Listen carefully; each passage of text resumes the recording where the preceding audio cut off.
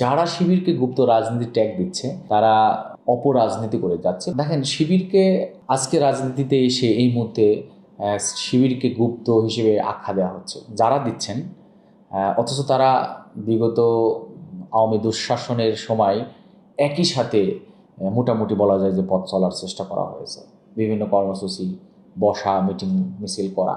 কাজেই যারা শিবিরকে গুপ্ত রাজনীতি ট্যাগ দিচ্ছে, আমি মনে করি যে তারা এক ধরনের অপরাজনীতি করে যাচ্ছে, বা ছাত্র শিবিরকে আওয়ামী শাসনের বা আওয়ামী দুঃশাসনের যে ট্যাগিংয়ের রাজনীতি, সেখানে ছাত্র রাজনীতিতে ফেরার চেষ্টা করে যাচ্ছে। দেখেন, ছাত্র শিবির কোনো সময় গুপ্ত ছিল না।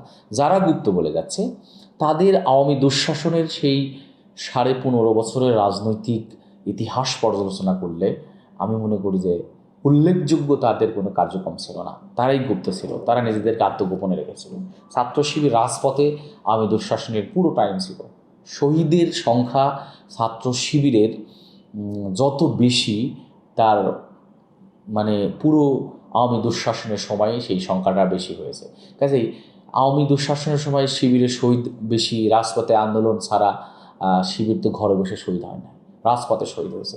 কাজেই যারা আজকে সেই ধরনের অপরাজনীতি করে যাচ্ছে, আমি তাদেরকে বলবো যে আওয়ামী লীগ এই ধরনের ট্যাগ দিত, শহীদ প্রেসিডেন্ট জিয়া রহমানকে দিতেন, সংসদে বিভিন্ন ব্যক্তিদেরকে ট্যাগ দেওয়া হতো, আওয়ামী লীগের এমপি মন্ত্রীরা দিতেন। কাজেই ট্যাগিং এর এই অপরাজনীতি বন্ধ করে যদি এদেশের ছাত্র জনতা যে ধরনের রাজনীতি চায়, যে ধরনের কালচারকে ছাত্র শিবির ছাত্র জনতা পছন্দ করে, আমি মনে করি যে সেই ধরনের রাজনীতিতে ফেরা উচিত। ছাত্র বান্ধব কর্মসূচি দিয়েই ক্যাম্পাসে প্রাসঙ্গিক থাকা উচিত। মানে গুপ্ত সুপ্ত নানা ট্যাগিং দিয়ে রাজনীতিতে খুব বেশি প্রাসঙ্গিক থাকা যাবে বলে আমি মনে করি না।